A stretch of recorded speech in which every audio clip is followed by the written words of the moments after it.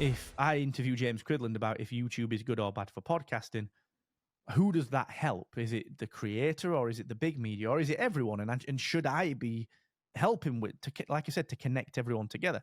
So the survey is really to figure out, how do people really feel about the industry? And a lot of people do feel like they're not included. And what's interesting is a lot of people feel like they're included, but only in certain little communities. A great example of this again is my good friend Chris at Podfest. Chris Komitsos. He's got an amazing community, but does the general average person and podcaster within that community know what it means if I say we only sell spot? Probably not. Right. They probably just don't know what that terminology means. And that's cool. That's fine. They're not expected to know. But the point is, we're all in the industry together. So sort of back to your point, regarding that, how do you find that uniqueness? I think one of the big things for me, and I think one thing that you always do well anyway, is just like your angle on things. I had Dave Jackson on my show the other day. And like Dave's school of podcasting, like I've been doing this 10 years. He's 10 years to Dave's like he's forgot shit that I've yet to learn. You know what I mean? Because he's been doing it much, much longer. And he just said the reason I listen to my show, is you always have, like with the AI thing in podcasting, you always have like a different example. Everyone else is going, yeah, this is great. And then he goes, I listen to your show, and you're like, what the fuck, this is shit. And it's not to be contrarian, it's just different thinking. And so I think that's a huge thing that a lot of people don't do. Even like the so-called entrepreneurs online, you see them all the time. Like they're really just content creators. And again, there's nothing wrong with that. But don't say you're an entrepreneur if you're a content creator. Like you're not an entrepreneur. You're that's cool. Like Richard Branson's a freaking entrepreneur, Right. and Jeff Bezos is an entrepreneur. Like it's cool that I'm just a small business owner that runs a small business. Like I don't want to be an entrepreneur. All right. So 100%. I think when you start to strip some of these layers away, but then own some sort of angle and perspective, that's one thing that a lot of podcasters are scared to do, is own a narrative, own a perspective, own an approach to something, because they're scared of annoying people and alienating them. And what they do is they try and wrap their arms around every piece of audience. But what they do is they acquire no audience because they're too general and they're a little bit too vanilla and they don't have anything that people can relate to.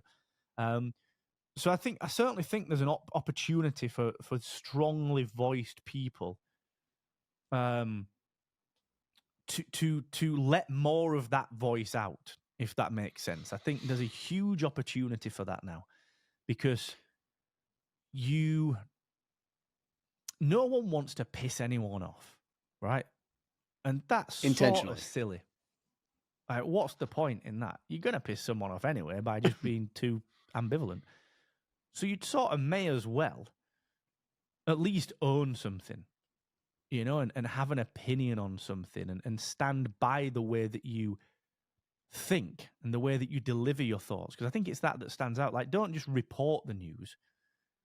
Report the news with your own context and your own background and your own thinking, just as an example. So, yeah, I think that's the thing a lot of people don't do is they don't own the voice, if that makes any sense. To your last point, the biggest thing I think people don't have the ability to do, or they're not self-aware enough, is they don't actually think about what they think about, right? They don't actually stand for anything because, as you said, they've been so vanilla. And I got to be 100% honest. I struggle with this some point of trying to think about what is my soapbox, and not because I do know that controversy plays out, and I don't want to ever come from the perspective I'm doing it to pick a fight. I want to pick a belief, right? And go after that. And things like networking, a lot of times sales, I'm very opinionated about how things should be done. And I unintentionally do in those arenas pick a fight on those particular topics. So I go back and forth. Do I go more talk about sales and networking, or do I talk about business growth, and the struggles I'm having there and the likes? It's like, where do you plant your flag and say, okay, this is where I'm going to go? Because there's, a buddy of mine, Tony Watley, he does this so damn well about being able to articulate his position in the marketplace. And he's got something 365 is the name of his podcast and show. Is really, really good. But he's really good at planting his feet and not being so over top as like an Andy Frisella, but being able to articulate a point that will make you rethink sometimes how you were thinking about something. Or sometimes I just look at Tony, I'm like, Tony, you're off the fucking rails today.